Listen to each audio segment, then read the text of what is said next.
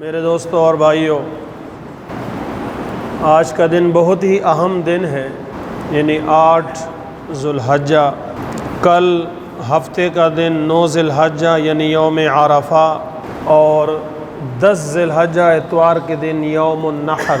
اس حوالے سے چند ضروری گزارشات آپ کے سامنے رکھنا چاہتا ہوں۔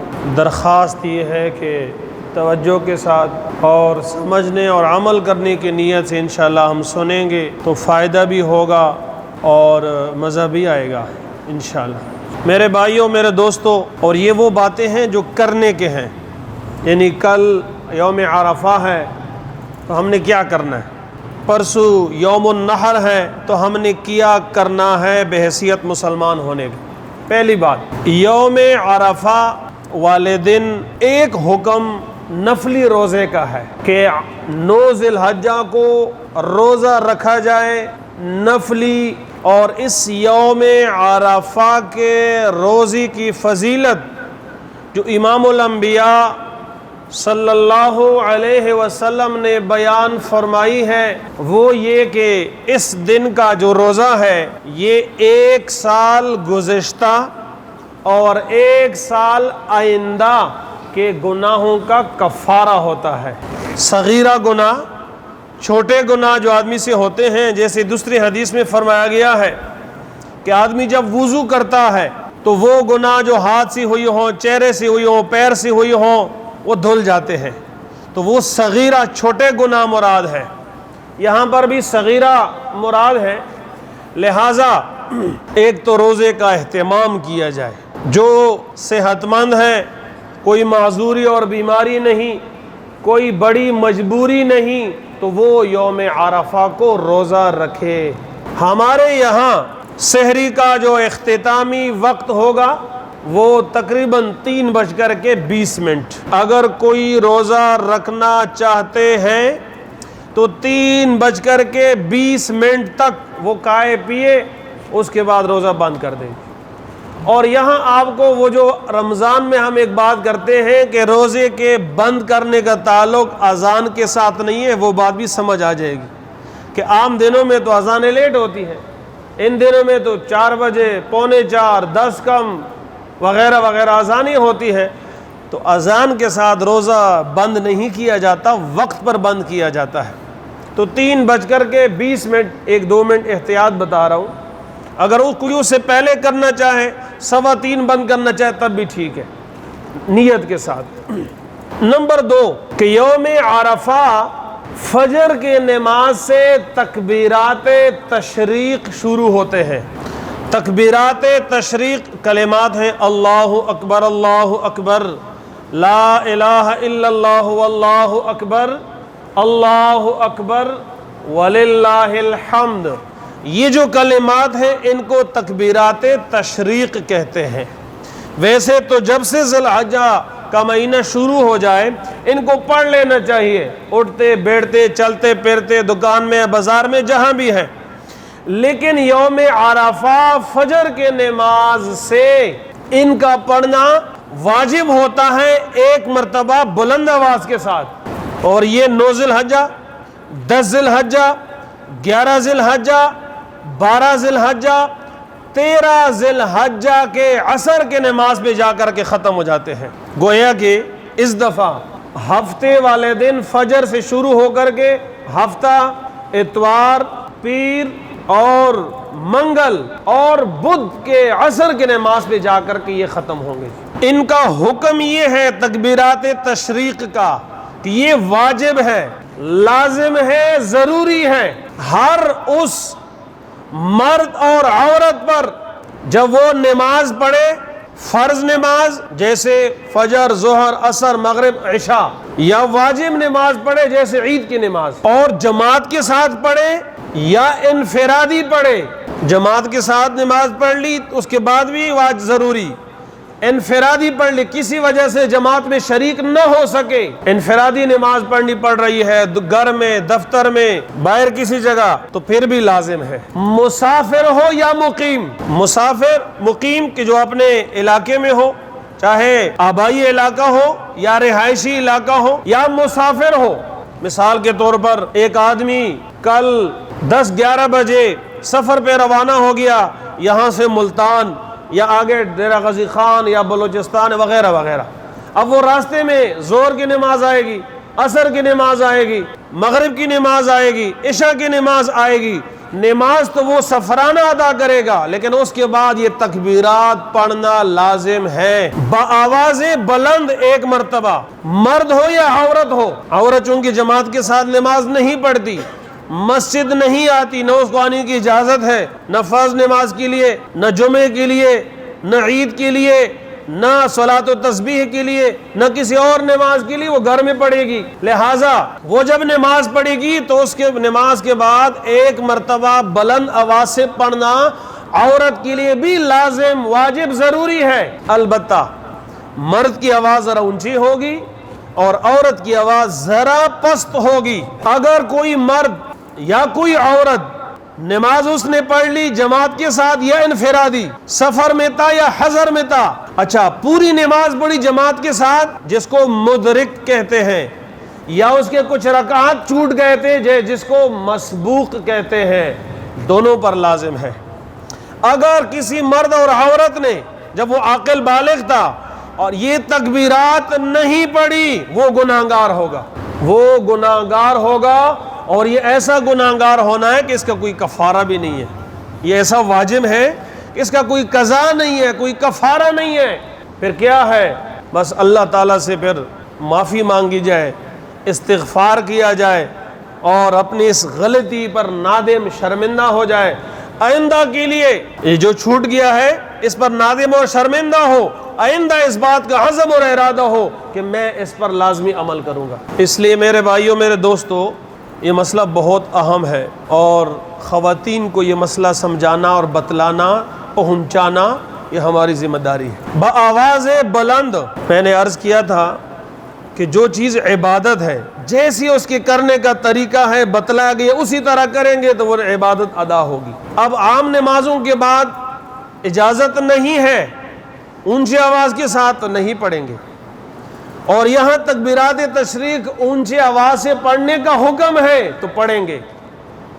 اب اگر اس کے علاوہ ہم پڑھیں یہاں نہ پڑھیں تو یہ میں پھر اپنی خواہش کی اتباع کر رہا ہوں، اپنی مرضی چلا رہا ہوں، اور دین اسلام میں اپنی مرضی ہر جگہ نہیں چلتی. اس لیے اس میں شرمانے کی ضرورت نہیں ہے اور نہ امام کو شروع کرنے کی پہلے ضرورت ہے.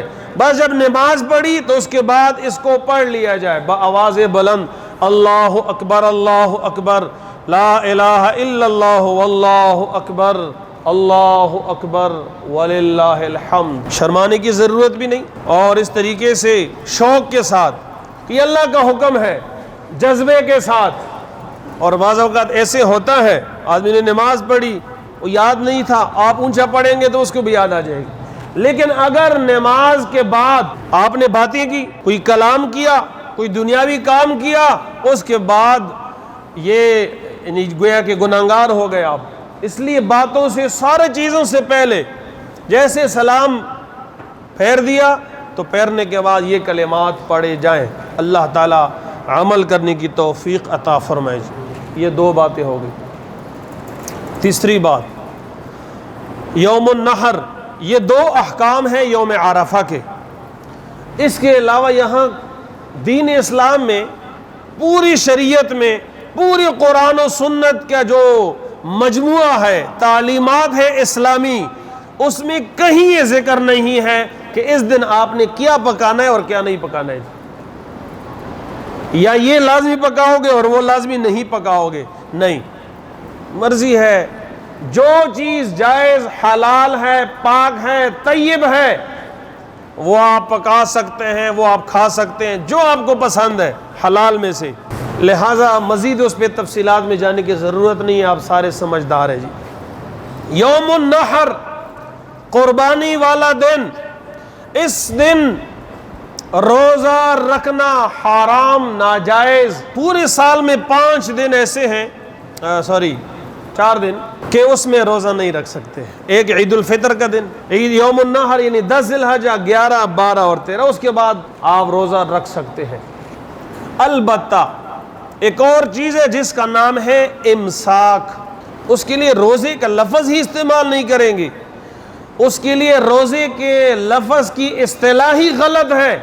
جو میرا روزہ ہے، تو روزے کا مفہوم کیا ہوتا ہے کہ آپ نے سحری کھائی ہے اور اس کے بعد آپ نے کھانا پینا بند کیا ہے اور اب غروب آفتاب پہ جا کر کے آپ کھائیں گے پیئیں گے، یہ مفہوم ہوتا ہے نا۔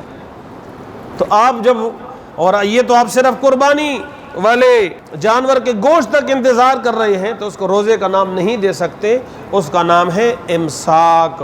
آپ صلی اللہ علیہ وسلم جب قربانی عید الاضحیٰ والے دن عید کی نماز پڑھنے جاتے تھے، واپس آ کر کے جو پہلا کھانا آپ تناول فرماتے تھے تو وہ قربانی کا گوشت ہوتا تھا۔ لہٰذا اگر اس طریقے کے مطابق کوئی کرے گا اس نیت سے تو اس کو اجر و ثواب ملے گا، لیکن خیال رکھنا کہ ایسا نہ ہو آپ نے اجتماعی قربانی میں حصہ لیا ہے اور وہ اجتماعی قربانی کا آپ کا گوشت جو ہے وہ مغرب اور عشاء کو جا کر کے ملے گا اور اس وقت تک آپ بھوکے پیاسے ہیں، تو یہ کام بھی غلط ہے۔ یا اسی طریقے سے آپ خود جانور ذبح نہیں کر سکتے اور آپ کسائی کے انتظار میں ہیں اور کسائی لیٹ ملتا ہے، پھر گوشت تیار ہوتا ہے، کرتے کرتے دن سارا گزر جاتا ہے، تو یہ بھی غلط ہے۔ یہ جو عید والے دن ہوتے ہیں یہ تو خوشی کے دن ہوتے ہیں، اب آپ کھائیں گے پیئیں گے نہیں تو آپ کا چہرہ مرجھایا ہوا ہوگا، بلڈ پریشر ہائی ہوگا یا پھر لو ہو جائے گا، آپ کو غصہ آئے گا، بچوں کے ساتھ آپ لڑیں گے، تو آپ نے تو سارا دن جا کر کے وہ لڑائی اور جھگڑے اور فساد کے نظر کر دیا، وہ ایک مستحب چیز پر عمل کرتی ہوئی اور وہ بھی نہ سمجھی میں۔ اس لیے مسئلے کو سمجھ کر کے اس پر عمل کرنا چاہیے۔ تو عید الاضحیٰ والے دن، یوم النحر والے دن، ایک مسئلہ یہ ہے کہ عید قربانی کا وقت کب سے کب تک ہے۔ نمبر ایک، عید الاضحیٰ والے دن عید کی نماز پڑھنے کے بعد وہ دن، دوسرا اور تیسرے دن سورج کے غروب تک آپ جانور ذبح کر سکتے ہیں قربانی کے، دن ہو یا رات۔ البتہ رات کو روشنی کا پورا انتظام ضروری ہے، اگر روشنی کا انتظام نہیں ہو سکتا یا نہیں ہے پھر رات کو نہ کرے، پھر مکروہ ہے، ناپسندیدہ ہے، ممکن ہے ذبح کرتے وقت آپ سے کوئی رگ رہ جائے تو لہٰذا قربانی خراب ہو جائے گی۔ تو قربانی کا وقت، اور اس میں سب سے افضل وقت جو ہے وہ پہلا دن ہے، گویا اتوار کے دن قربانی کرنا عید کی نماز کے بعد یہ افضل وقت ہے، اور پھر سوموار والے دن دوسرا درجہ ہے، اور آخری درجہ پھر یہ ہے کہ آپ منگل والے دن سورج کے غروب سے پہلے تک قربانی کریں، اس کے بعد نہیں۔ جس پر قربانی لازم ہے ان دنوں میں اس کے لیے یہی حکم ہے کہ وہ جانور ذبح کرے قربانی کی۔ اب اکیلے جانور اس نے لینا ہے، جتنے کا اس کو مرضی ہے، جتنی کی استطاعت ہے، 20 کا 30 کا 1 لاکھ کا بکرا کیوں نہ ہو۔ اسی طریقے سے بڑے جانور میں حصہ شامل کرنا ہے، آپ کو 10 کا مل گیا، 15 کا مل گیا، 20 کا مل گیا، 25 30 جتنے کا مل گیا، یہ آپ کا وجوب، جو چیز آپ کے ذمہ لازم تھی وہ ادا ہو گئی۔ اور اگر کسی سیکولر بے دین فلاسفر اور عوام کے ہمدردی کا جعلی ڈھونگ رچا کر کے آپ کو کہا او یار اتنا گوشت ہوگا، کوئی ضرورت نہیں ہے جانور ذبح کرنے کی، آپ تو ویسے بھی گوشت آپ کھاتے رہتے ہیں، یہ 30,000 مجھے دے دیں، میں کسی غریب بیوہ یتیم مسکین فلاں کو دے دوں گا، یہ آپ کو اس وجوب عمل سے روکنے کے لیے کوشش کر رہا ہے۔ ایسے آدمی کو ایک ہی حکم دے کہ میں مسلمان ہوں، اس وقت مجھے اللہ کا یہی حکم ہے کہ میں قربانی کروں۔ غریبوں، یتیموں، بیواؤں، مسکینوں کے ساتھ ہمدردی کا جذبہ اپنی جگہ پر، لیکن یہ جو آپ کر رہے ہیں یہ غریبوں اور مسکینوں کے ہمدردی کا جذبہ نہیں ہے، یہ آپ اس واجب حکم کے خلاف سازش کر رہے ہیں، پروپیگنڈا کر رہے ہیں، ذہن سازی کر رہے ہیں، تاکہ آنے والے وقت میں لوگوں کا اس وجوب عمل سے ذہن ہی اڑ جائے اور اس کے بعد وہ یہی کرتے رہیں۔ عنوان تو بڑا اچھا ہے، غریبوں کو دے جی، مسکینوں کو دے، فقیروں کو دے، یہ عنوان تو بڑا اچھا ہے، لیکن ساتھ آپ کو یہ سمجھ نہیں آ رہی کہ یہ وجوب حکم کے خلاف سازش ہو رہی ہے جی۔ اور ہمیشہ ان کے طریقے واردات ہی ہوتے ہیں، عنوان بڑا اچھا لگاتے ہیں اور اس کے نیچے زہر پڑا ہوا ہوتا ہے، اوپر پلیٹ میں ایسا سجا کر کے نیچے گندگی ساری ہوتی ہے، اس لیے سمجھنا چاہیے اس چیز کو۔ دوسری بات کہ جو قربانی کا جانور ہے اس کو صحیح طریقے سے ذبح کیا جائے. ذبح کے وقت اللہ کا نام لیا جائے, بسم اللہ اللہ اکبر, اور اگر قصدن نہ چھوڑی جائے. الفاظ یہ ہیں کہ قصدن اللہ کا نام نہ چھوڑا جائے. اگر ایک آدمی تھا بھول گیا, یاد ہی نہیں رہا, تو وہ قربانی حلال ہوگی. لیکن اگر وہ قصدن نہیں لیتا تو پھر ایسے میں وہ جانور حلال نہیں ہوگا, حرام ہو جائے گا, مردار ہو جائے گا. ایک بات. دوسری بات کہ جو ذبح کا طریقہ ہے اس طریقے سے جانور کو ذبح کیا جائے. اور وہ ذبح کا یہ ہے کہ یہاں دو سائڈ پہ دو بڑی رگیں ہوتی ہیں جس پہ خون بہتا ہے, اور ایک مرئی جو خوراک والی نالی ہوتی ہے. بس ان تین کو کاٹ دیا تو جانور ذبح ہو گیا. اس میں یہ بات نہیں ہے کہ آپ اس کے گردن کو یوں مروڑیں گے, اس سے جانور کو تکلیف ہوتی ہے, یہ نہ کیا جائے. اس طریقے سے آپ نے ذبح کیا اور پھر اس کے جو وہ گودا ہوتا ہے اس میں نالی میں, وہ جناب یوں لگی ہوئی ہے, اور آپ نے دیکھا ہوتا ہے جب اس کو لگاتے ہیں تو جانور کا پورا جسم ہل جاتا ہے. اس سے جانور کو تکلیف ہوتی ہے, منع آیا ہوا ہے, نہ کیا جائے. اور اگر کوئی کرتا ہے تو اس کو روکیں, اس لیے کہ بعض ایسے لوگ ہوتے ہیں آپ بتائیں اس کو وہ نہیں مانتے, وہ اپنی مرضی چلاتے ہیں, غلط کام کر رہے ہوتے ہیں, اپنی مرضی چلاتے ہیں. کل پرسوں یہاں دو آدمی نماز پڑھ رہے تھے, فجر کے وقت ممنوع ٹائم تھا, جو فجر کا ٹائم گزر جاتا ہے سورج کے طلوع سے پہلے وہ منع ہوتا ہے, اس میں آپ کوئی سجدہ نہیں لگا سکتے. وہ پڑھ رہے تھے, میں نے بتایا, کسی اور نے بتایا, وہ سن ہی نہیں رہے تھے, پڑھ رہے تھے جناب. حالانکہ غلط ہے, حدیث میں منع آیا ہوا ہے. یہ سجدہ ایسا ہے جس طرح کہ آپ شیطان کو سجدہ لگا رہے ہیں. اس لیے بعض لوگ سنی کو انسنی کر دیتے ہیں, تو ان کو تھوڑا سا سمجھانا بجھا کر کے, ہر آدمی کی اپنی حیثیت ہے, لہٰذا یہ اس کام سے بچا جائے. اور قربانی کا جو گوشت ہے مستحب, افضل, بہتر یہ ہے کہ اس کو 3 حصے کریں. مثال کے طور پر آپ کے قربانی کا گوشت 15 کلو ہے تو اس کو 5 کلو الگ, 5 کلو الگ اور 5 کلو الگ. جو 5 کلو ہے اپنے لیے رکھیں, جو مزید 5 کلو ہے وہ غریبوں, یتیموں, بیواؤں جنہوں نے قربانی نہیں کی ہے, مسکین, فقراء, ان کو دے دیا جائے. اور 5 کلو جو ہے جو آپ کے رشتہ دار ہیں, آپ کے یار دوست تعلق والے, ان کو دے دیا جائے. یہ سب سے افضل طریقہ ہے. اور اگر آپ کہتے ہیں کہ نہیں ہم خود سارا کھا لیتے ہیں, آپ خود سارا کھائیں, آپ یہ ثواب سے محروم رہ جائیں گے. گناہ کوئی نہیں, ناجائز کوئی نہیں.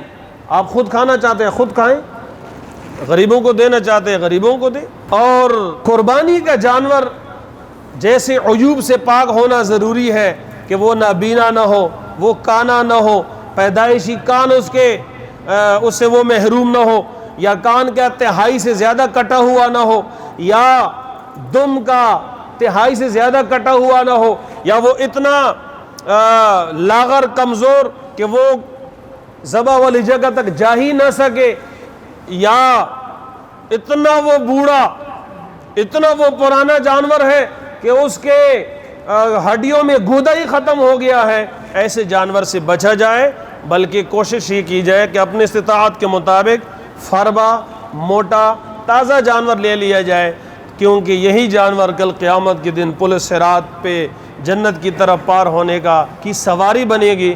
اللہ تعالیٰ توفیق عطا فرمائے. اور آخری بات کہ جو قربانی کے جانور کا کھال اور چمڑا ہے وہ آپ مستحق کو دے دیں, وہ آپ کسی دینی مقصد کے لیے دے دیں. اور اگر آپ نے اس کو بیچ دیا تو اس کے بعد وہ والے جو پیسے ہوتے ہیں وہ مستحق تک پہنچانا میری اور آپ کی ذمہ داری ہوگی. اللہ تعالیٰ سمجھنے کی توفیق عطا فرمائے. وآخر دعوانا ان الحمد